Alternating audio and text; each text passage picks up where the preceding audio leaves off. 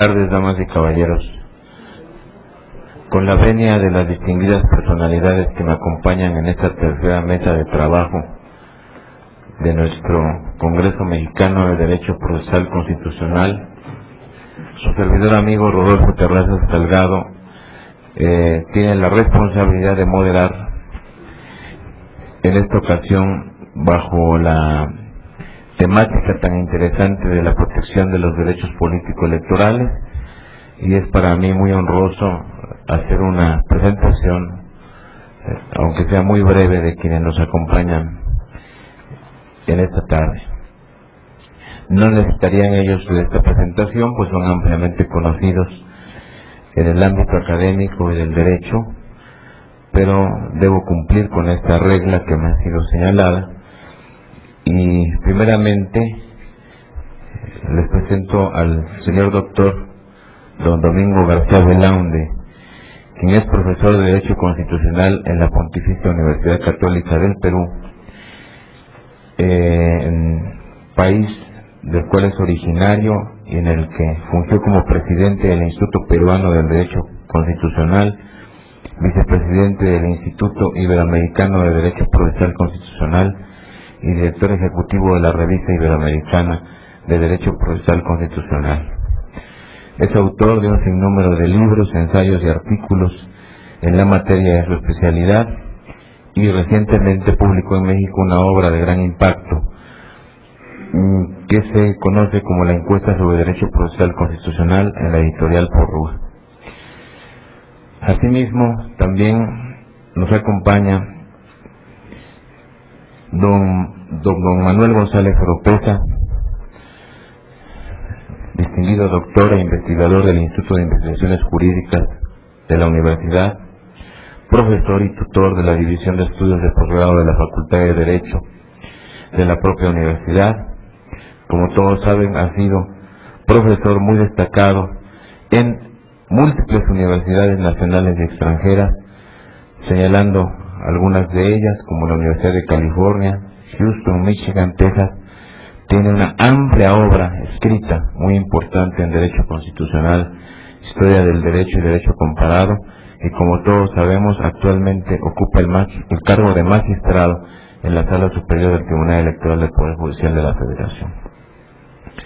Asimismo, también está con nosotros el doctor don Salvador Nava Gomar, doctor en Derecho por la Universidad Complutense y especialista en Derecho Constitucional y Ciencia Política por el Centro de Estudios Constitucionales de Madrid, miembro muy destacado, por cierto, del Sistema Nacional de Investigadores, donde son ampliamente conocidas sus contribuciones en el ámbito del derecho constitucional y en el ámbito del derecho de acceso a la información. Él, por cierto, destaca en forma muy subrayada como miembro de la Comisión Técnica del Grupo Oaxaca que redactó la Ley Federal de Transparencia y Acceso a la Información Pública Gubernamental.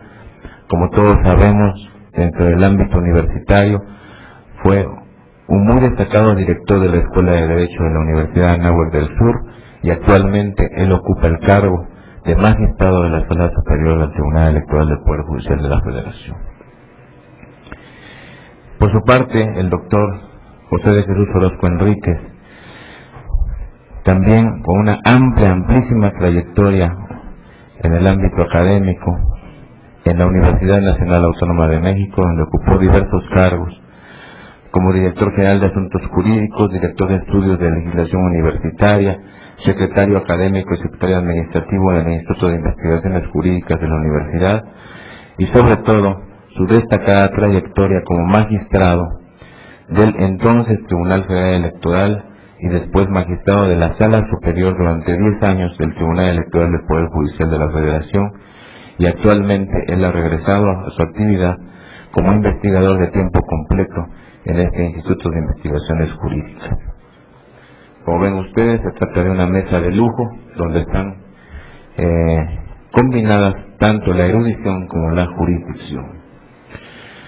Así las cosas, debo señalar que cada uno de los participantes contará con 20 minutos de exposición para tratar este tema de la protección de los derechos político-electorales, y sin mayor preámbulo yo le cedo el uso de la palabra de acuerdo con el programa, al destacado jurista, doctor Domingo García Belaunde.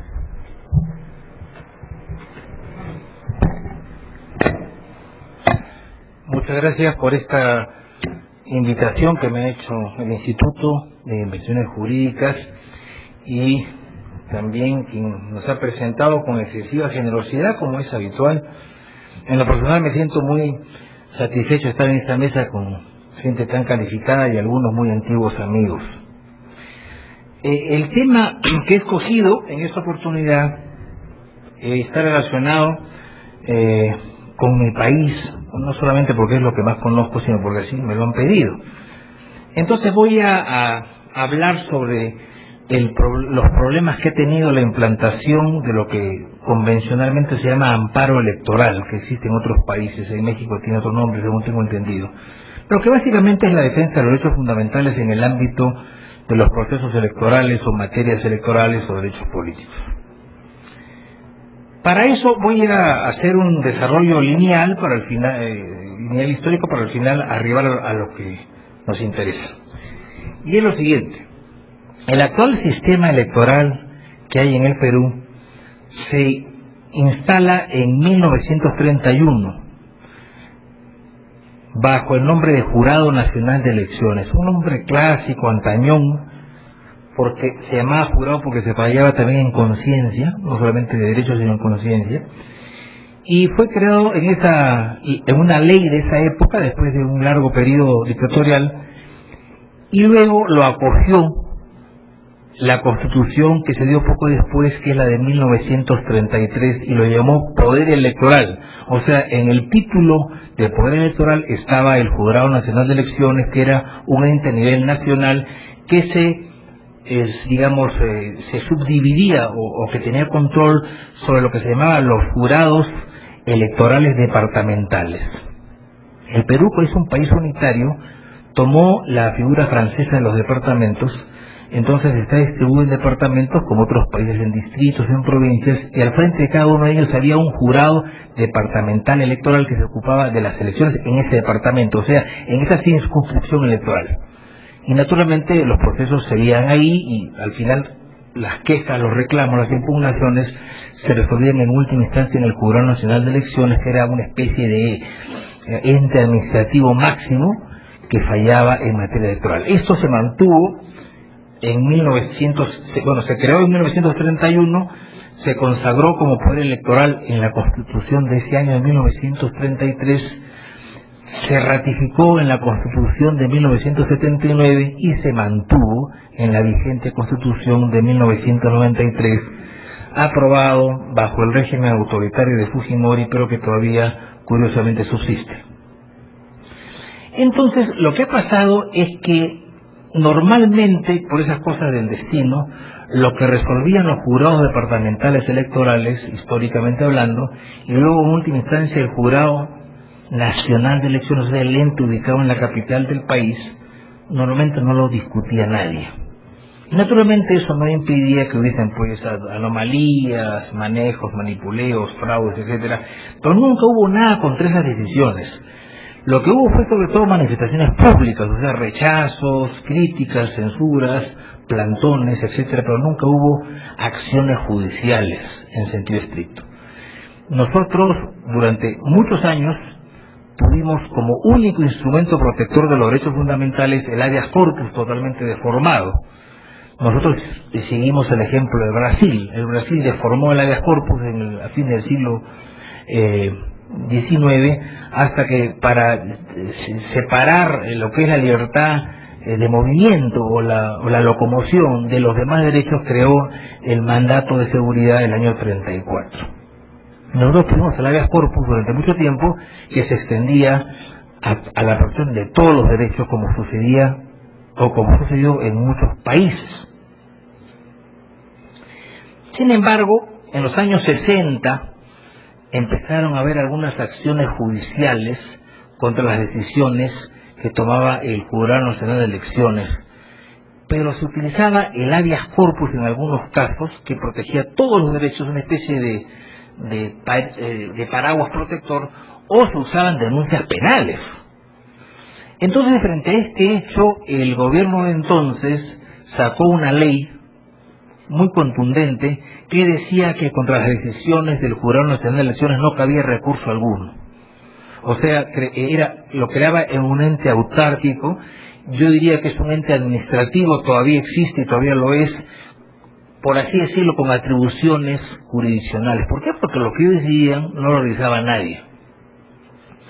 Naturalmente, hubo épocas de dictadura en la cual pasaba cualquier cosa y hubo épocas democráticas que era muy transparente el sistema y no hubo mayores quejas. Y esto se ha mantenido hasta ahora. Y la Constitución vigente de 1993 ha recogido este caso, esta postura que tenía ya sus años y que obedece a un postulado histórico en dos artículos. El 142 de la Constitución vigente, que dice textualmente lo siguiente: no son revisables en sede judicial las resoluciones del Jurado Nacional de Elecciones en materia electoral. Y el 181, que dice, entre otras cosas, en materias electorales, de referéndum o de otro tipo de consultas populares, sus resoluciones son dictadas en instancia final, definitiva, y no son revisables. Contra ellas no procede recurso alguno. Bueno, y así pasó, y no pasó nada más que eso. Ahora bien,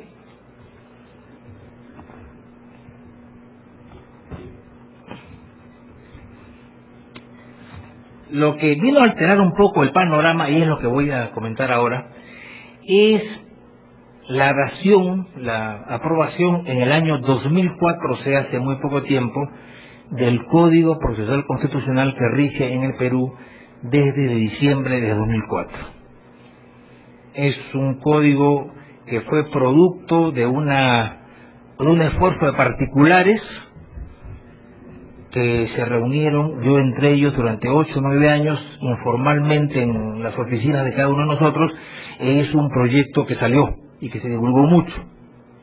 Para ese entonces, en el Congreso de la República habían algo así como 150 proyectos para modificar nuestra ley de habeas corpus y amparo que teníamos desde el año 82, que a su vez regulaba el habeas corpus y el amparo, incluidos por vez primera en la Constitución de 1979. El amparo no en la versión mexicana, sino en la versión sudamericana o argentina, lo que es distinto, como usted sabe muy bien. Sin embargo, nunca nadie intentó, no obstante que el amparo estaba en vigencia del año 79, nunca nadie intentó usar el amparo contra una resolución final del Jurado Nacional de Elecciones. Sin embargo, en este código, que fue un esfuerzo de particulares y que circuló mucho y que se aprobó muy rápido porque, como decía, había muchos proyectos para modificar las leyes de trámite procesal en esa época en materia constitucional, y había tal cantidad que la Comisión de Constitución vio este proyecto de código que circulaba, los leyó, le pareció interesante, se reunió con la Junta de Portavoces y dijo: miren ustedes, acá hay 150 proyectos de leyes modificando la legislación existente en materia de habeas corpus y amparo, acá hay un código que resume todo, lo aprobamos. Lo leyeron, le cambiaron 4 cosas y lo aprobaron. Entonces nos convertimos, por lo menos, en el primer código procesal constitucional de América Latina estricto sensu a nivel nacional, porque no hay que olvidar, por cierto, que en la provincia de Tucumán, por esfuerzo de Sergio Díaz Ricci, un distinguido colega, se aprobó un código procesal constitucional en 1999, pero sin que las demás provincias argentinas le hicieran caso. Así de simple. Muy bien, nosotros nos encontramos, cuando discutimos este asunto, con una cosa muy interesante, y es que la Constitución decía: no cabe recurso alguno emitido por el Jurado Nacional de Elecciones en materia electoral. Entonces le quisimos dar la vuelta y pusimos en lo que es no electoral, si cabe, por la vía del contrario censo, porque lógico, el Jurado Nacional de Elecciones tenía otra serie de competencias aparte de las electorales, y introdujimos algo que en cierto sentido le sacaba la vuelta al texto constitucional, que decía: aún en las que son de materia electoral, procederá el amparo contra casos en los cuales se afecta la tutela procesal efectiva. Y eso, que era un pequeño matiz, así una especie de cuña en el texto constitucional, nadie se dio cuenta. Nadie se dio cuenta. Los congresistas tampoco, por supuesto, ¿no? Y salió aprobado. Entonces, los abogados que siempre están detrás de los problemas y de cómo se da la vuelta a la ley, se dieron cuenta de que esto existía. Entonces empezaron a haber amparos contra resoluciones finales del Jurado Nacional de Elecciones. Pero no llegaron a ningún resultado. A ningún resultado. Hasta que hubo un caso muy importante, muy importante, que fue lo siguiente. El alcalde de la ciudad de Chiclayo, que es una ciudad muy próspera que está en el norte, un señor Arturo Castillo, se encontró con un problema judicial, de esos problemas que le pasan a cualquiera, y que consistía en un problema netamente laboral. O sea, él llegó a ser alcalde, le dijeron, tráeme la planilla, ¿cuántos empleados hay aquí? Hay, no sé, 2.000. Llamó una empresa auditora, usted, señor alcalde, acá hay 2.000 empleados, pero tenés 600. Estos todos son clientelismo. Entonces no encontró cosa más rápida que votarlos al día siguiente. No solamente sin observar trámites, ni compensar, ni nada, porque a veces en provincias tenemos pequeños caudillos feudales, ¿no? Que no se dan cuenta que si eso es cierto hay que proceder de otra manera. ¿Quién lo votó? Todos naturalmente reclamaron a la autoridad laboral y fueron repuestos. No sé qué habrá sido de ellos, pero el punto es que él se resistió a incorporar a 10 de los que le había echado del cargo. No sé por qué motivos. Entonces no le dio la gana, en mi opinión mal aconsejado, muy suficiente. Entonces, como era un mandato judicial, lo denunciaron penalmente por delito de resistencia a la autoridad. Obviamente no le dio importancia, y al final hay un proceso penal contra él, en el cual él no tiene nada pues de delictivo, salvo el desacato a la autoridad, y vienen una primera sentencia que lo condena, no hace caso, hay una segunda sentencia que lo condena y el proceso acaba ahí, porque había 2 instancias nada más en materia penal, y lo condenan a 2 años con condena suspendida. Entonces, al interior del Consejo Municipal, los regidores, en fin, la gente que lo acompaña, que no todos son de su lista, ven que la ley de municipalidades señala que opera la vacancia del cargo cuando una persona tiene una sentencia consentida o firme. Dicen que hay una sentencia firme. Entonces empiezan todo un trámite para que la autoridad de la provincia declare la vacancia del cargo de alcalde, y eso sube al Jurado Nacional de Elecciones en apelación y confirma, y declaran vacante el cargo, lo eliminan del registro electoral y llaman al segundo para que ocupe la alcaldía.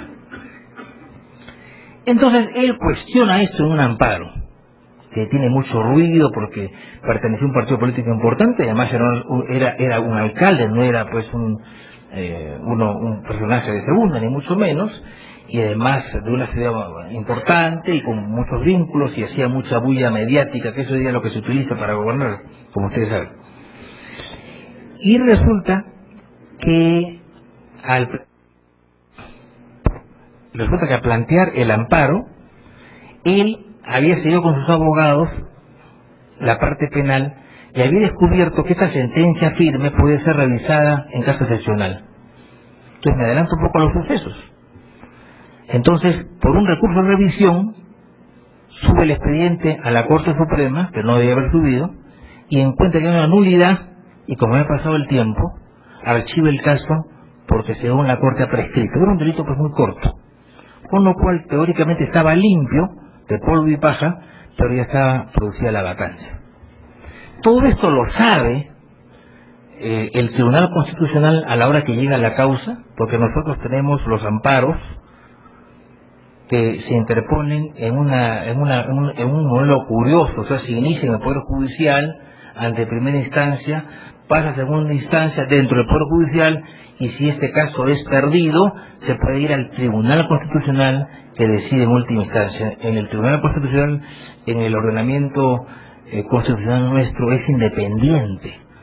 No son jueces de carrera, son nombrados por X tiempo, entran y salen, no dependen de nadie, y son los intérpretes supremos. Entonces llega al Tribunal Constitucional, Y antes de que llegue, hay todo un gran movimiento, y lo que hace el Congreso de la República es empezar a estudiar este artículo, en la cual dice eso, justamente el inciso 8 del artículo 5 del Código Procesal Constitucional. Entonces empieza a estudiarlo y lo modifica de una manera tajante, en la cual dice que en ningún caso, bajo ninguna circunstancia, procederá un recurso o petición o impugnación de lo que decía en última instancia el Jurado Nacional de Elecciones. O sea, cierra aún más lo que ya estaba en la Constitución. La Constitución lo limitaba al caso meramente electoral, la ley lo cierra más, olvidándose de que una vacancia no es un problema electoral. Lo electoral está supeditado a los procesos electorales, pero no a la vacancia que está regulada básicamente en la ley de municipalidades. Entonces hay un problema muy complicado en el cual el Tribunal Constitucional quiere darle la razón a este alcalde vacado, porque creo que ha sido mal vacado, y indudablemente yo creo que el Jurado Nacional de Elecciones cometió un error, pero por otro lado hay una ley del Congreso de la República que eliminó la posibilidad de usar un amparo en cualquier materia electoral. Entonces, luego de largas dilaciones con una sentencia kilométrica, que es la modalidad que hoy día usan los tribunales, no una sentencia de 300 páginas, ¿no? Como lo he visto en algunos tribunales, no solamente peruanos, sino extranjeros, de otros países. Entonces, hacen un juego ingenioso de la primacía de los derechos fundamentales y dice que esa ley no se aplica porque se ha dado después que el caso se inició, ¿no? Con una interpretación un poco caprichosa. Naturalmente, ¿qué es lo que pasó? Y esto es lo más grave. Lo que pasó fue de que con esta sentencia del Tribunal Constitucional, que era ya ejecutoriada, va el alcalde vacado, va a su sede, que es la ciudad de Chiclayo, y dice, bueno, ustedes salen y yo entro. Entonces va con el juez para aplicar la sentencia, el juez lo acompaña, y ese día el alcalde que lo había reemplazado se había arrinconado con una serie de fuerzas policiales y más que todo municipales, más que municipales, y al ver esto el alcalde restituido, por así decirlo, contra el alcalde en funciones, se replegó, y el día siguiente volvió pues con una cohorte de disciplinarios, por llamarlo de alguna manera, eran matones simplemente contratados, ¿no? Entonces empezó una batalla campal, duró 2 o 3 horas, y al final no se sabe cómo el edificio se empezó a incendiar. Entonces el municipio de Chiclayo, que es un municipio que tendrá pues 120 años, es un edificio hermoso. Chiclayo es una ciudad muy comercial, o sea, no es muy agraciada como otras ciudades nuestras que son más hispánicas. Entonces el edificio empezó a saltar en llamas, se perdieron archivos, una cosa espantosa. Entonces, frente a este desborde, el Ejecutivo, ¿qué cosa lo que hizo? Declaró el estado de emergencia en la zona y nombró un prefecto para que se encargue de ver el municipio hasta en tanto viniesen las elecciones municipales que iban a ser en 4 meses. Entonces, esto ha sido pues espantoso, ¿no? Yo creo que el alcalde repuesto le faltó un poco de prudencia, ¿no? Yo creo que hizo demasiada bulla. Hay un pensamiento de Ramón Arón que dice que es bueno que los políticos tengan ambiciones, pero que es mejor que sepan disciplinar sus ambiciones. Y por no disciplinarlas es que pasó lo que pasó. Entonces ahí vino una especie de pasmo de esta normativa y no ha pasado nada más. Naturalmente, con este escándalo, este alcalde, que era muy popular, no se atrevió a presentarse a la nueva elección porque sabía por los sondeos que iba a perder, y salió un tercero como alcalde. El asunto es que todo esto pues ha quedado un poco en stand-by. Entonces ya el uso de un amparo para proteger un derecho electoral está un poco en entredicho, la ley está vigente, no ha habido ningún caso en el cual se cuestione nuevamente, pero indudablemente el problema no está resuelto. O sea, el Congreso de la República, cuando empezó este asunto, recibió una serie de propuestas en la cual les sugería crear caminos alternativos por los amparos en materia electoral, porque el problema básico era el cronograma electoral. O sea, un amparo demora mucho y como tiene efectos restitutorios, entonces votan al anterior para entrar de nuevo, entonces era complicado. Pero de todas las alternativas que se les alcanzó a la mano a la Comisión de Constitución y que a su vez discutió el Pleno, no les gustó ninguna y dijeron, cerramos por lo sano. Acá el Perón es muy litigioso, hace bulla en todas partes, se acabó. Y lo cerró. Pero está en pie este problema de que, por ejemplo, un órgano como es el Jurado Nacional de Elecciones decida algo y no se puede recurrir en sede judicial contra un eventual exceso, como ha pasado en este caso. Yo creo que la solución se hará todavía de aquí a unos meses cuando haya un nuevo proceso electoral. Muchas gracias.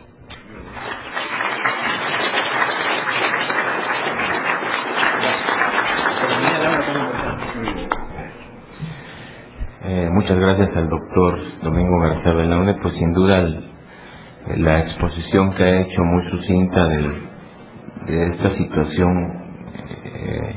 en la que se encuentra la tutela judicial de derechos políticos electorales en el Perú, concretamente con este debate de si debe retirarse la improcedencia del amparo o debe matizarse, debe de algún modo regularse de mejor forma, pues es un asunto que a nosotros nos es muy familiar en México, dada también la fuerte tradición que hubo durante muchas décadas del no conocimiento de cuestiones relacionadas con derechos políticos electorales a través de la vía del amparo, que por cierto pues sigue siendo una vía clausurada para el conocimiento de estos asuntos, y por ello se han tenido que construir mecanismos de instituciones paralelas al juicio de amparo para darle un procesamiento a esto. Sin duda que el asunto me parece que va a dar para más y habrá que estar muy atentos a los análisis y estudios que nos aporten los distinguidos juristas como el doctor García Belaúnde para ver qué avance tiene esta discusión en aquel país hermano. Sin mayor comentario adicional, yo le cedo la palabra ahora al doctor Manuel González Oropeza para su intervención. Muy buenas tardes, muchas gracias por la invitación y felicito a los organizadores que tan diligentemente han puesto en el instituto un conjunto de temas y de personas para hablar sobre distintos aspectos que atañen a la justicia constitucional, no solamente de México, sino de América Latina. Quiero abordar un tema sencillo, pero que me parece que es estructural dentro de la protección de los derechos políticos. Y este es el de la naturaleza jurídica de los llamados derechos político-electorales. Como nuestro distinguido moderador Rodolfo Terrazas hacía mención, la jurisprudencia de la Suprema Corte ha determinado reiteradamente desde la quinta época, desde los orígenes, digamos, de la jurisprudencia vigente, que los derechos políticos no son protegibles por el juicio de amparo, debido a que no se trata de garantías individuales. Existe alrededor, pues, de 60 tesis, por lo menos, que he identificado desde la quinta época, donde la terminología puede variar, pero finalmente esa es la conclusión.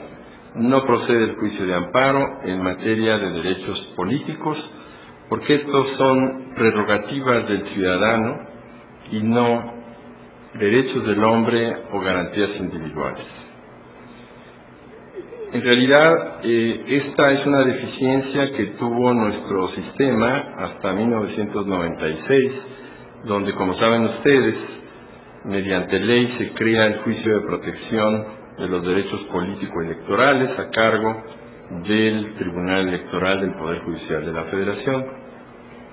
No obstante, quisiera volver sobre la afirmación que hace la tesis de jurisprudencia de que estos derechos políticos no son garantías individuales.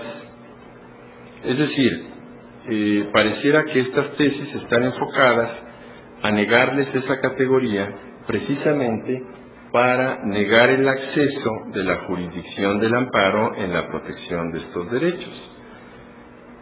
A pesar de que esta tesis pues tiene raíces del siglo XIX en nuestra tradición jurídica, la realidad se ha impuesto y no todas las jurisdicciones, no todos los tribunales en México tienen precisamente esta negativa para resolver asuntos sobre derechos políticos, sino que ya los tribunales electorales a nivel federal y los tribunales electorales a nivel estatal están abiertos a esta posibilidad. Pareciera que entonces, a partir de 1996, ya está colmada esta deficiencia que teníamos en cuanto a los derechos políticos y que incluso en otras materias, como la organización de las elecciones, fue objeto de la atención de algunas recomendaciones de parte de la Comisión Interamericana de Derechos Humanos y por eso creamos la jurisdicción electoral en nuestro país, atendiendo a la gran tradición mexicana de escuchar las resoluciones de los organismos internacionales y de los tribunales internacionales. Tradición que debiera de ser compartida más frecuentemente en América del Norte. Pero a mí me da este tema para más en el sentido de que no significa, en mi opinión, que la tesis de la Suprema Corte niegue a los derechos políticos o político-electorales la categoría de garantías individuales, porque esta sería una afirmación muy radical que no se desprende del artículo 1 de nuestra Constitución. En los Estados Unidos mexicanos, todo individuo, de las garantías que otorga esta Constitución, toda, no el título 1 que se refiere a las garantías individuales, sencillamente, sino que extiende el artículo 1 al concepto de garantías individuales a todos los derechos previstos en la Constitución, las cuales no podrán restringirse ni suspenderse, sino en los casos y con las condiciones que ella misma establece. Esto significa que, en mi opinión, la tesis 312 de jurisprudencia se refiere a excluir a los derechos políticos como garantías protegibles a través del juicio de amparo, pero no como el concepto de garantías individuales. El concepto de garantías individuales es un concepto añejo de la Ilustración francesa, donde Donou, un autor revolucionario, al hacer un ensayo sobre las garantías individuales, establece una tesis importante para este tema, en el sentido de que todos los derechos del hombre son protegibles o son sujetos de garantías por parte del Estado. Ustedes han de recordar que este concepto de garantías individuales o de garantías, refiriéndose a derechos del hombre protegibles a través de juicios o a través de medios que el Estado pone a la consideración de los ciudadanos y de los habitantes, es una reacción a la crítica de Edmund Burke en Inglaterra hacia las declaraciones románticas que, según él, se habían hecho durante la Revolución Francesa en cuanto a los derechos del hombre y del ciudadano, que eran sencillamente declaraciones de derechos que no estaban acompañadas de protecciones, medios de defensa para hacer efectivos esos derechos.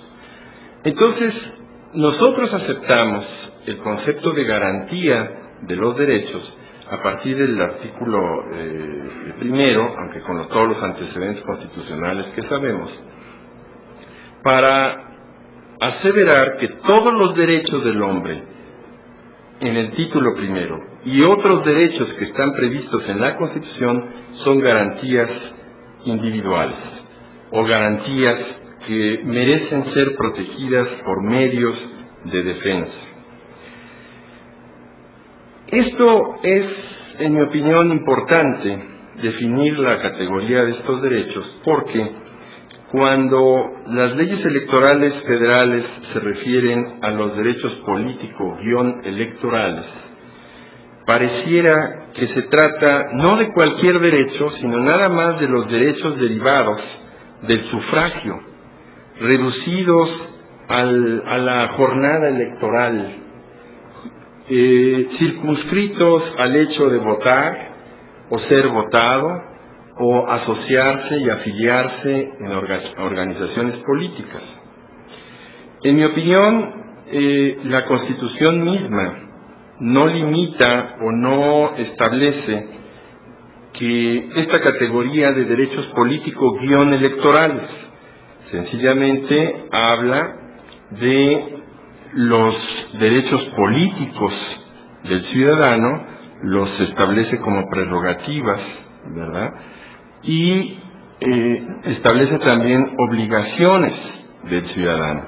El artículo 41, fracción cuarta, por ejemplo, de nuestra Constitución Federal, no se refiere a derechos político-electorales, se refiere a los derechos políticos de los ciudadanos. Perdón que enfatice estas cuestiones terminológicas previamente, porque verán que pretendo llegar a algo que mi distinguido colega Salvador Nava me ha inspirado él mismo y seguramente tendremos una coincidencia en este aspecto. ¿Por qué estoy haciendo todas estas descripciones terminológicas? Porque en el fondo noto una actitud de la jurisprudencia en general a circunscribir o a acotar el campo de los derechos políticos del ciudadano y reducirlos exclusivamente a los derechos derivados del sufragio o de la acción electoral, de la jornada electoral. Esto tiene muchas consecuencias. Si tenemos esta perspectiva reduccionista, digamos, de los derechos políticos, llegaremos a un medio de protección mucho más reducido, que es el que voy a proponer y que seguramente también don Salvador Nava se afiliará, que es el de establecer lo que la Constitución y los instrumentos internacionales determinan, simplemente derechos políticos, no político-electorales. La Constitución, como le he dicho, no se refiere a los derechos político-electorales en este sentido. Y si la Constitución establece en los artículos 35 y 36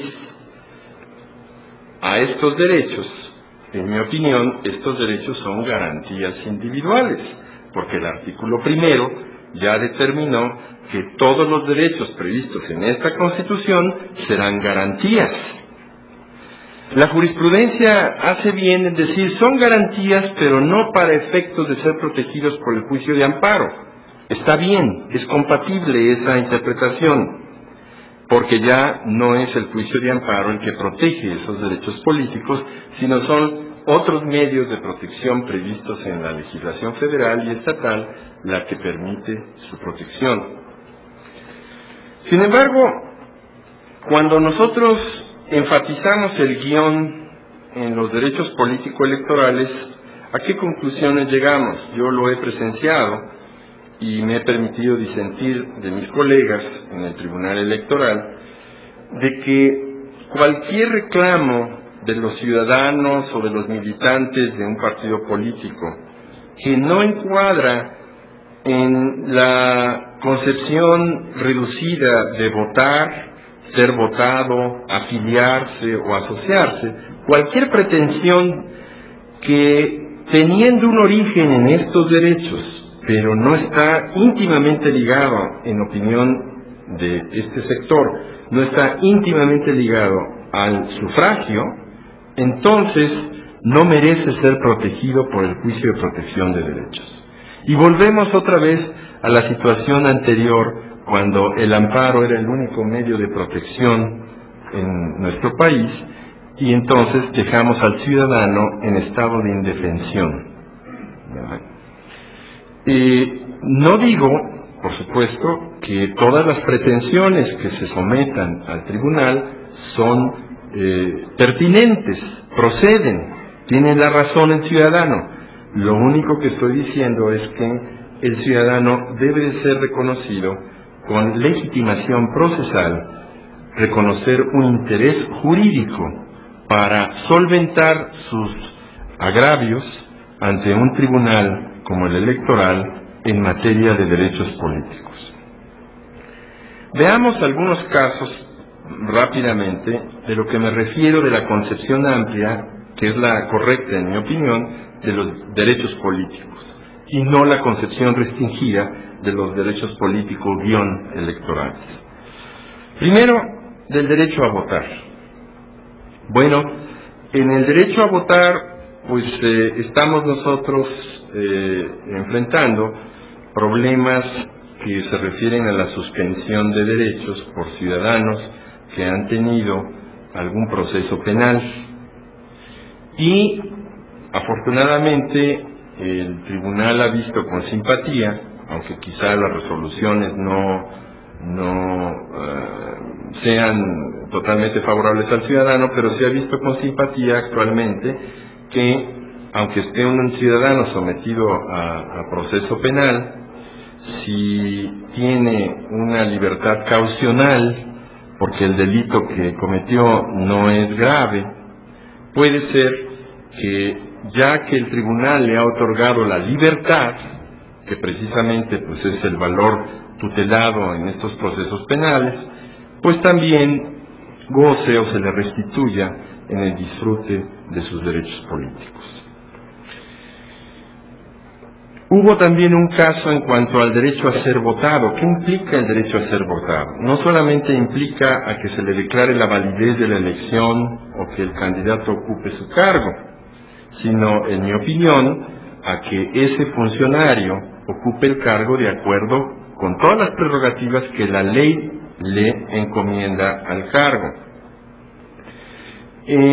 Hay alrededor de 1000 casos, un poco más de 1000 casos decididos de 1996 a la fecha por el Tribunal Electoral en materia de conflictos intrapartidistas en la selección de candidatos. Esto refleja que en ocasiones el militante se queja de la infracción que las autoridades partidistas cometen en su detrimento por violación a los estatutos del propio partido. Entonces, esto demuestra cómo la acción del tribunal sí se ha involucrado en los conflictos intrapartidistas para garantizar una adecuada selección de los candidatos. La selección de los candidatos es una etapa previa al proceso electoral. Sin embargo, nadie puede negar que está íntimamente ligada con el proceso electoral y que, por lo tanto, la protección de esos afiliados ante un proceso legal en la selección de sus candidaturas, pues debe ser objeto de la protección de los derechos políticos, sin guiones.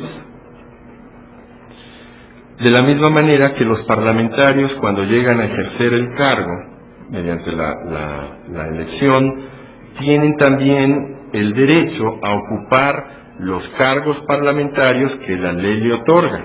Este fue un debate que tuvimos en el tribunal con respecto a un asunto de un senador de Convergencia, en el que consideré que si ya un senador había sido electo para el cargo, tenía necesariamente como consecuencia derecho a ocuparlo de acuerdo a los términos de la ley, que significaban en ese caso presidir una comisión dentro del Senado.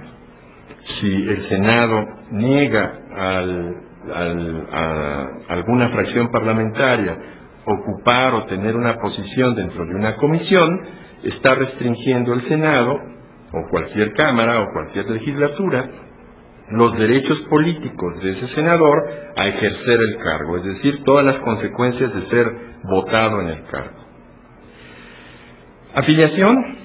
El derecho de afiliación ha sido pues un parteaguas que la anterior configuración del tribunal aportó al desarrollo de los derechos políticos, reconociendo que el tribunal tenía jurisdicción para solventar agravios de militantes contra sus propios partidos. Esto implica que el tribunal puede y debe, y lo ha hecho, de resolver cuestiones de constitucionalidad respecto de los estatutos del partido. No estaríamos infringiendo la jurisdicción de la Suprema Corte en materia de acción de inconstitucionalidad, porque precisamente los estatutos no son aquellas normas generales a que se refiere el artículo 105, y sin embargo estas normas sí regulan la democracia dentro de una organización de interés público, regulada por la Constitución, financiada por los fondos públicos y cuyo objetivo fundamental es precisamente participar en la organización de elecciones. Entonces, el debido proceso legal, que es un principio constitucional, ha sido analizado por el Tribunal Electoral para también solventar los agravios de los militantes cuando los estatutos de ese partido han sido violados. Otro ejemplo implicaría, por ejemplo, que los militantes pudieran impugnar los convenios de coaliciones de partidos, que ahora ya son muy comunes, cuando estos convenios de coalición se hacen en contra de los estatutos del partido coaligado.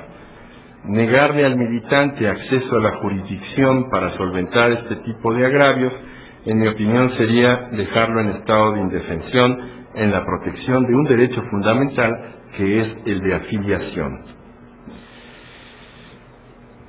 Igualmente, aunque la Constitución o la ley determina que solamente son 4 tipos de derechos políticos los que importan, hay otros tipos de derechos políticos que no están expresamente en la ley, pero que se refieren al ejercicio de las funciones electorales.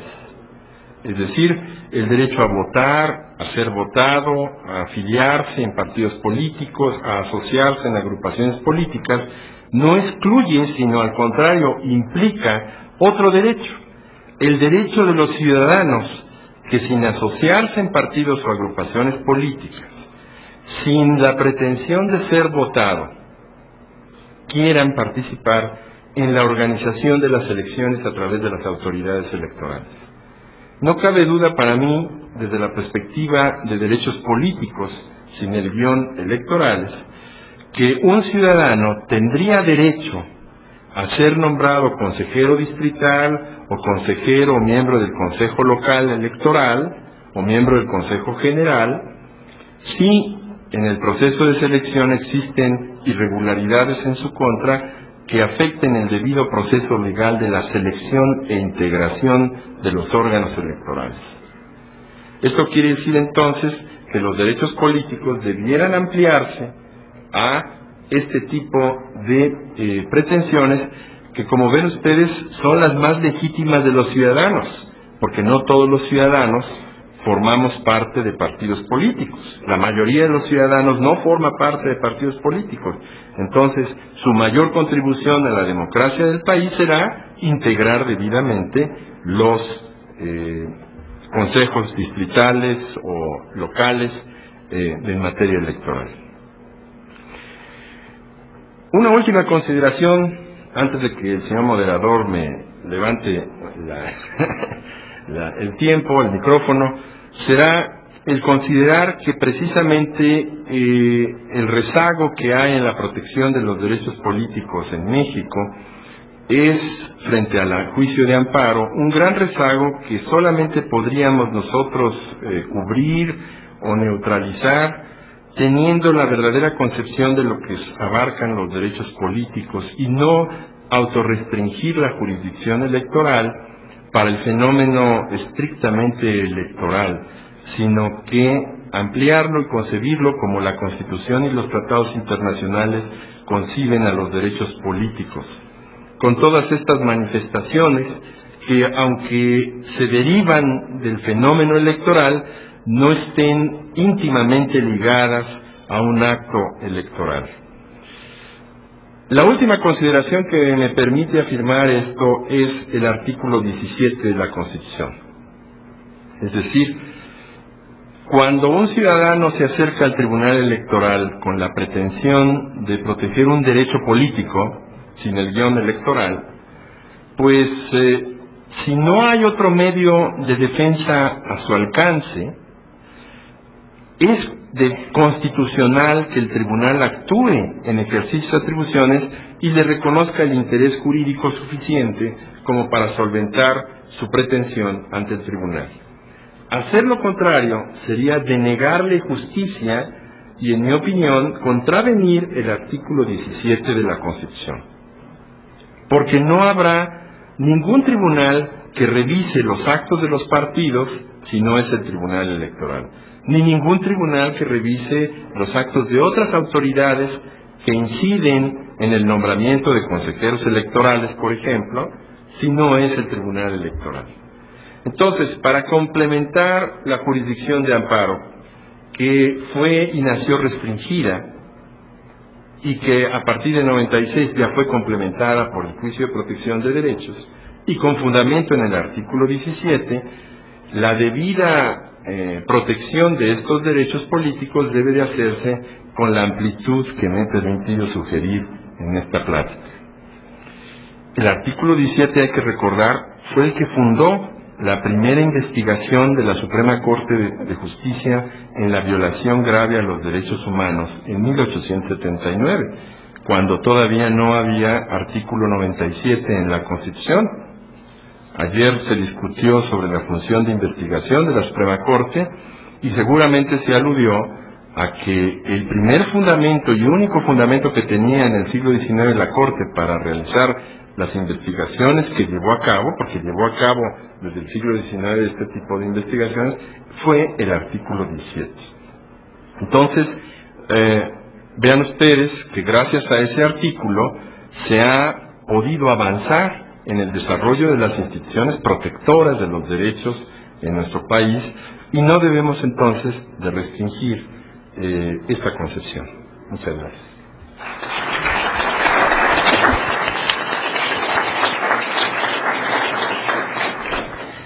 Gracias, doctor Manuel González Oropeza. Si la intervención del doctor Domingo García Belaúnde había sido para nosotros los que integramos el Foro Mexicano, evocadora de nuestra problemática de la improcedencia del amparo para la protección de los derechos políticos electorales, diría yo que su intervención ha sido francamente provocadora respecto de la manera y términos como ahora hemos resuelto constitucionalmente este problema los mexicanos al dejar el amparo a un lado y construir una vía paralela para darle cauce a esta protección de los derechos políticos electorales, con las apreciaciones que usted hace respecto a la necesidad de ampliar esta connotación y realmente hacer una jurisdicción complementaria e integral, porque a su juicio han quedado sin tutela judicial efectiva una serie de asuntos,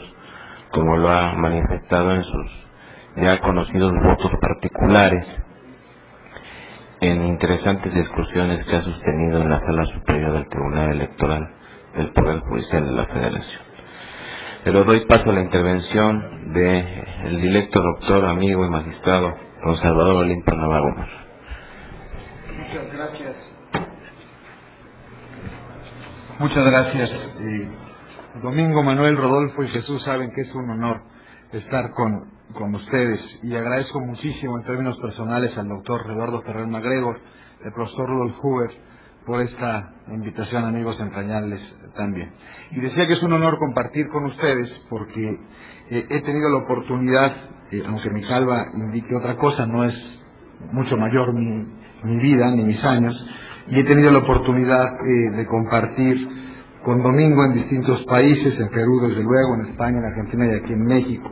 A Manuel le disfruto, le aprendo y me enriquezco prácticamente todos los días al seno del tribunal. A veces me afilio a sus posturas, a veces no, y ya veremos sobre esta rica provocación.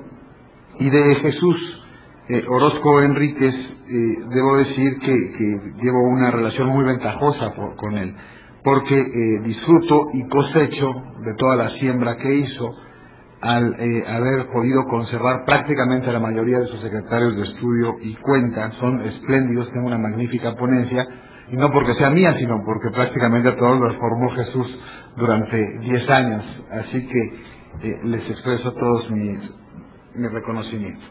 El objetivo de mi ponencia es comentar con ustedes 5 resoluciones del Tribunal de esta integración de la Sala Superior del Tribunal Electoral del Poder Judicial de la Federación, que desde mi punto de vista realzan la importancia de este mecanismo de defensa que es el juicio para la protección de los derechos políticos electorales. Antes de entrar a los casos, debo decir que es una tendencia creciente la de la activación de derechos y cada vez llegan más demandas para la protección de los derechos político-electorales, lo cual es siempre positivo porque eso significa que los ciudadanos, en tanto militantes o en tanto actores políticos, pero repito, como ciudadanos, cada vez más luchan por sus propios derechos y esto desde luego activa el funcionamiento de las instituciones democráticas. Nada más para darles alguna numeralia, puedo decir que en total se han resuelto 6.659 juicios para la protección de los derechos político-electorales, 6.070 en los 10 años que correspondieron a la anterior integración y 589 hasta el día de ayer. Tengo entendido en lo que venía de camino que estaban llegando algunas otras demandas de juicio para la protección de derechos políticos, porque esto es de todos los días. Es interesante ver cómo los procesos políticos de cada uno de los partidos va activando esto. La próxima asamblea que tendrá el Partido Acción Nacional, todos ustedes lo saben por los medios de comunicación, ha activado esta defensa de juicios o cuando menos demandas de militantes o de afiliados que se consideran vulnerados por sus institutos políticos, ya sea los comités directivos municipales, estatales o nacionales. Quiero decir que ocurre de una forma prácticamente homogénea o uniforme en todos los partidos, pero dado este evento que hay este fin de semana, hemos tenido muchísimos por parte del Partido Acción Nacional. De los 466 juicios que ha resuelto esta integración del Tribunal Electoral, 283 son del Partido Acción Nacional, 75 del Partido de la Revolución Democrática, 30 del Partido Revolucionario Institucional, 11 del Partido Verde Ecologista de México, 4 del Partido Alternativa Social Demócrata y Campesina y 2 de Convergencia. Además de que hemos resuelto 61 de otros casos no atribuidos a partidos políticos. El primer asunto o sentencia resuelta que quiero comentar con ustedes es justamente la que trajo a colación mi querido colega don Manuel González Oropeza respecto de los límites entre el derecho electoral y el derecho parlamentario administrativo. Es decir, hasta dónde un tribunal electoral, un tribunal constitucional que conoce la materia electoral, puede meterse a otro órgano del Estado para garantizar el derecho de ser votado. El problema no lo veo tanto a partir de una definición de los integrantes de la Sala Superior, ni de este caso de los integrantes de los órganos directivos del Senado de la República, sino de una ausencia de directrices normativas que nos permita resolver de forma concluyente y con acierto. Porque es cierto, lo que argumentaba el Partido Convergencia es, bueno, yo gané determinados escaños y si esto corresponde a un porcentaje de los integrantes de la Cámara de Senadores, es lógico que me toque presidir un porcentaje en la misma proporción de las comisiones que integran el funcionamiento de la Cámara. En autos, en el expediente de este juicio, pudimos advertir que sí le habían ofrecido la presidencia de algunas comisiones y la integración a otras en las mesas directivas de esas comisiones, pero que no la habían satisfecho. La verdad es que no recuerdo cuáles, pero me parecen que eran deporte y tercera edad, algunas comisiones así, y ellos querían pues puntos constitucionales, hacienda y demás. Entonces, ¿cómo podemos nosotros establecer esa frontera para decir, bueno, si te dan gobernación y puntos constitucionales, si estás satisfecho de ser votado, y si te dan la comisión del deporte, no? Lo cierto, y repito, es que no está definido por las leyes. Todo lo que podamos decir todos los integrantes de la sala, pues no es concluyente o no es confrontable con la normativa. El senador Dante Delgado ya llevó este asunto a la Comisión Interamericana de Derechos Humanos, porque es probable que el Estado sea responsable, porque creo que resolvimos lo correcto al no ordenarle al Senado que le diera una comisión a él y a otros senadores, pero sin embargo, si navegamos en un mar de indefinición normativa y por lo tanto nos topamos con un estado de indefensión, porque dentro del Senado no hay un mecanismo para poder combatir ello y nosotros definimos que hasta allá no podía llegar nuestra garantía del derecho a ser votado. En contraposición a ese asunto de convergencia, y es el primer caso también, ayer resolvimos uno de un alcalde de Oaxaca, de estos, pues que me recordó un poco al alcalde de Chiclayo, al que hacía referencia el doctor García Belaúnde, porque resulta que vienen varios regidores, integrantes del municipio, a decir que llevan 2 años de que fueron electos y de que está en funcionamiento el municipio, y que el presidente municipal no los ha dejado tomar posesión de su encargo y que no les ha pagado. Y que además ese dinero, aunque ya se sale de nuestra litis en materia electoral, pues se los da a otras personas que realizan otras funciones. Nosotros desde luego decidimos restituir el derecho de ser votado de estos regidores, porque es una arbitrariedad lo que está haciendo este presidente municipal. Y discutimos mucho tiempo si nosotros podíamos ordenarle o no al presidente municipal o al ayuntamiento que le repusiera los salarios que no le habían pagado a estos integrantes del municipio y que desde luego les corresponde. Fue muy difícil decidirlo porque en justicia es evidente que les corresponde salarios caídos, etcétera, etcétera. Pero tampoco es nuestra competencia y el juez se tiene que autolimitar, y aunque sería de justicia hacerlo, lo que decidimos fue dejar a salvo sus derechos para que procediera como correspondiera, pero no nos podemos meter hasta allá. El segundo asunto que quiero compartir con ustedes tiene que ver con el derecho de acceso a la información pública. Y fue un juicio para la protección de los derechos político-electorales de un militante del Partido Revolucionario Institucional que quería participar en una elección local, ser candidato, ¿no? Participar en las internas para ser candidato a un cargo de elección popular. Según decía este actor, pues la cúpula partidista municipal y estatal de una entidad federativa cuyo nombre no quiero recordar ahora, como diría el clásico Cervantes, según él, esta cúpula partidista, pues le hizo algunas triquiñuelas, ¿no? O sea, a veces difíciles de creer, de tal suerte que pues efectivamente él no pudo ni contender, no se pudo registrar, no lo notificaron, no fue a la asamblea, etcétera, etcétera. Y una vez que le hicieron estas triquiñuelas, de las cuales supuestamente le hicieron y de las que él se quejaba, pidió información sobre la celebración de las asambleas municipal y estatal para participar ahí, y tampoco le dieron ello. El problema fue que acudió con nosotros de forma extemporánea, después de los días que la ley le otorga para que pueda impugnar a través del juicio para la protección de los derechos político-electorales. Sin embargo, sí había un acto continuado o una omisión continuada a partir de la negativa de información que cualquier militante debe tener sobre su propio instituto político. Y aunque no pudimos entrar al fondo de 2 de los agravios porque eran extemporáneos, por otro lado sí dijimos, pero mientras tanto, autoridad partidista, entrégale toda la información a este señor, y ahí coincidimos felizmente el magistrado González Oropesa y un servidor. Somos garantes de la transparencia partidista, aunque también se adolece de una ley de partidos políticos y no existen los mecanismos al respecto de acceso a la información que generan los propios órganos partidistas que puedan desprenderse también de forma concluyente desde sus estatutos y desde la legislación que rige estos derechos. Y esto nos llevó al controvertidísimo asunto mal llamado de las boletas electorales a partir de una solicitud de acceso a la información que presentara en primer término el periodista Daniel Izárraga de la revista Proceso.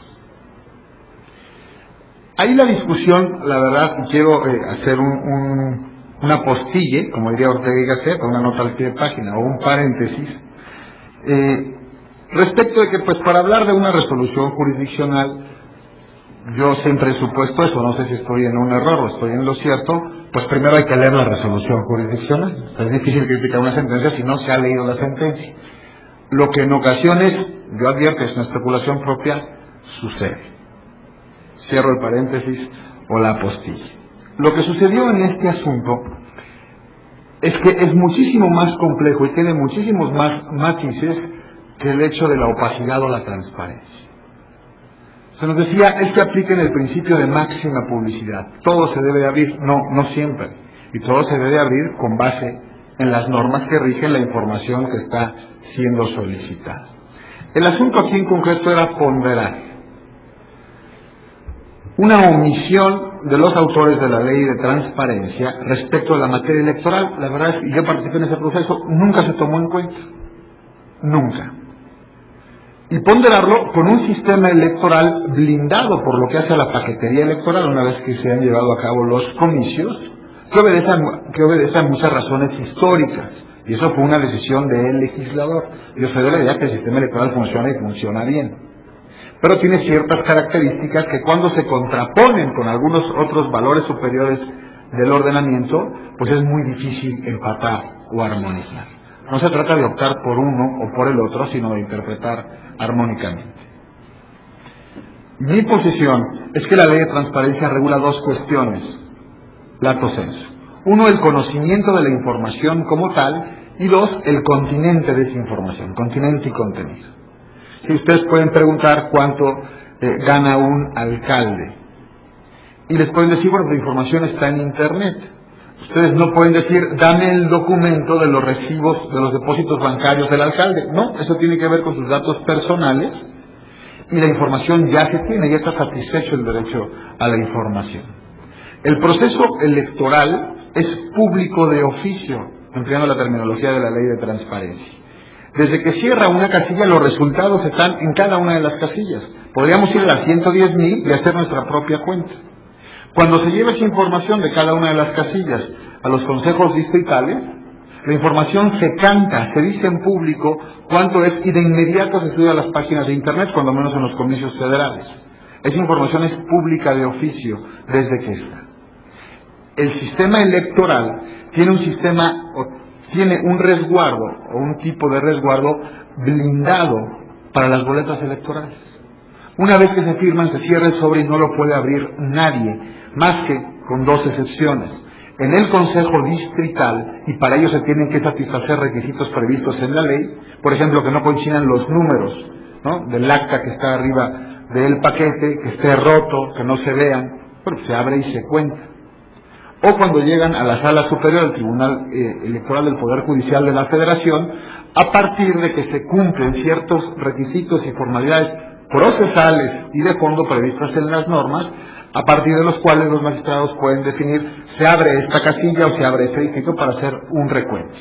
Esto del voto por voto no es tal, y el debate estaba ahí extraviado. El problema es que se dice, violan un derecho político electoral, el de votar, por no ser transparentes, cuando desde mi punto de vista la transparencia ya estaba garantizada y establecida. Soy de la idea que la argumentación vertida en la sentencia lleva de la mano a poder hacer estas consideraciones y muchas otras que pudimos vertir los magistrados de la Sala Superior. El tercer caso tiene que ver con la rehabilitación de los derechos político-electorales. Y esto es así, porque resolvimos, si no mal recuerdo, magistrado González Oropesa, por unanimidad, y a partir del principio pro ciudadano, un criterio que arranca, dado que la suspensión en los derechos político-electorales a que se refiere el artículo 38, fracción tercera de la Constitución General de la República, constituye una pena accesoria derivada de la pena de prisión. Es decir, aquel que va en prisión tiene suspendidos sus derechos político-electorales. Y resulta que tuvimos un asunto a partir del cual un juez primero penal de primera instancia de Tlalnepantla condenó a una persona a un delito, por un delito que amerita pena corporal. Lo metieron a la cárcel. El punto es que el mismo juez lo preliberó, es decir, no había compurgado su pena, pero fue objeto de los beneficios de la preliberación por buena conducta, etcétera, etcétera. Y esto lo hace una autoridad jurisdiccional no administrativa, no aquellos que están a cargo del resguardo de los centros de reclusión. Y entonces él solicita su credencial para votar con fotografía, algo tan sencillo como eso, y le dicen que no, porque los sistemas de comunicación del Estado y son eficientes, a través de la Secretaría de Gobernación se reporta al Instituto Federal Electoral que dice tal persona está suspendida de sus derechos políticos electorales, no puede tener credencial para votar con fotografía. Y él viene en un juicio con nosotros y nos argumenta que cuál es entonces el caso de la preliberación, si se considera por una autoridad jurisdiccional que esa persona puede convivir con el resto de la sociedad, que el principal objetivo de las penas de prisión es el de reincorporar a esta persona a la sociedad, la rehabilitación, y lo que queremos es que se reinserte las buenas dinámicas sociales, y no le podemos dar ni siquiera el derecho cívico más elemental, que es el de contar con una credencial para que pueda emitir sufragios. Aquí nos basamos básicamente en las reglas mínimas de las Naciones Unidas sobre las medidas no privativas de la libertad, que son las reglas de Tokio, pero siguen llegando algunos asuntos similares de personas que han sido preliberados o que están bajo fianza, pero no por una orden de autoridad jurisdiccional, sino administrativa, y algunos de nuestros compañeros consideran que no debemos darles el mismo tratamiento. Yo soy de la idea de que sí, y entiendo que el magistrado González Oropesa se afilia a este punto de vista de su servidor.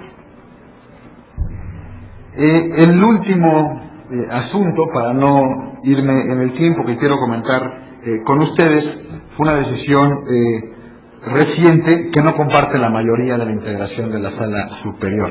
Y quiero platicarles un voto particular que tuve a bien formular con el magistrado Luna Ramos, que nos quedamos en minoría. Y es un asunto interesante porque tiene que ver con esta época de globalización o este proceso de mundialización en el que estamos inmersos todos. Lo cierto es que las normas que hay al respecto tampoco permiten resolver de forma concluyente uno u otro punto de vista. Tuvimos un debate que yo considero muy rico, en el cual el magistrado González Oropesa hizo sesudas reflexiones de esas que hacen enmudecer y que hacen buscar otros argumentos, los mismos que quiero comentar con ustedes. Resulta que en el estado de Baja California va a haber elecciones próximamente. Un señor gana la elección interna del municipio de Tijuana del Partido Acción Nacional para ser candidato. Y resulta que este señor es mexicano por nacimiento, hijo de padre y madre mexicanos, pero nació en el extranjero. Ya ha vivido toda su vida en la ciudad de Tijuana.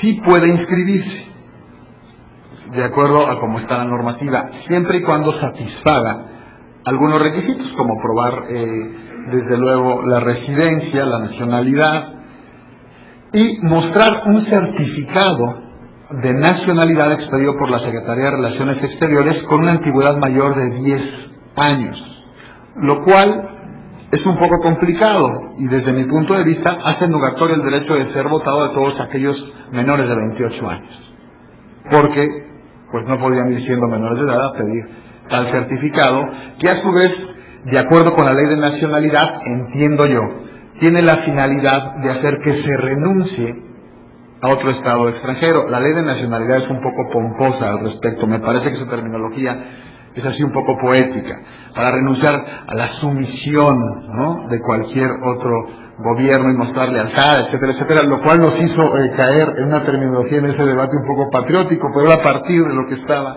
en la terminología de la ley de nacionalidad. El señor no acreditó ese requisito, es decir, no había solicitado su certificado de nacionalidad con 10 años de antigüedad, aunque sí lo tenía. El señor nos demostró haber estudiado la primaria, la secundaria, el bachillerato y su licenciatura en la ciudad de Tijuana. El señor nos demostró haber sido funcionario municipal desde hace 15 años en la ciudad de Tijuana. El señor nos demostró que tiene cartilla del servicio militar y de que le tocó hacer el servicio militar. Yo usé alguna artimaña ahí para el debate y leí la leyenda que contiene la propia cartilla del Servicio Militar Nacional, firmada por un general brigadier, le decía: tú tienes la obligación de cuidar a tu patria, de dar la vida por ella, etcétera, etcétera. Y el silogismo que yo hacía a mí me resultaba perverso, porque decía, es decir, en tanto sociedad mexicana le decimos, tú tienes la obligación de ir a la guerra y dar tu vida, ¿no?, en los términos de las obligaciones patrias, de acuerdo con su propia nacionalidad y de acuerdo con los compromisos que él había adquirido, y sin embargo no tienes la prerrogativa de ser votado porque no fuiste hace 10 años a sacar un certificado que sí tienes ahora. Lo estoy planteando desde mi punto de vista y con cuestiones subjetivas. Los razonamientos de mis compañeros son estrictamente legales y tienen buena dosis de razón. Lo que quiero poner sobre la mesa es que estamos en el debate, estamos en la argumentación y estamos en un proceso creciente de derechos fundamentales. Soy y siempre he sido de la idea de que si la democracia se pudiera fragmentar para ser estudiada en un laboratorio, ¿no? Si fuéramos biólogos, cosa que afortunadamente creo que no somos aquí casi nadie, o químicos o físicos, y pudiéramos meter físicamente a la democracia, ¿no? La diseccionamos para llegar a su átomo o a su protón o neutrón, para ver de qué está hecha. Hay un momento que ya sería indivisible. O sea, si tú diseccionas el átomo, pues esa sustancia ya no es tal, o esa materia ya no es tal. Y creo que el átomo de la democracia son los derechos fundamentales, que efectivamente son fragmentos de democracia. Y en la medida en que estemos activando la fuerza normativa de las prerrogativas políticas o políticas electorales que tienen los ciudadanos, haremos un país mejor. Muchísimas gracias.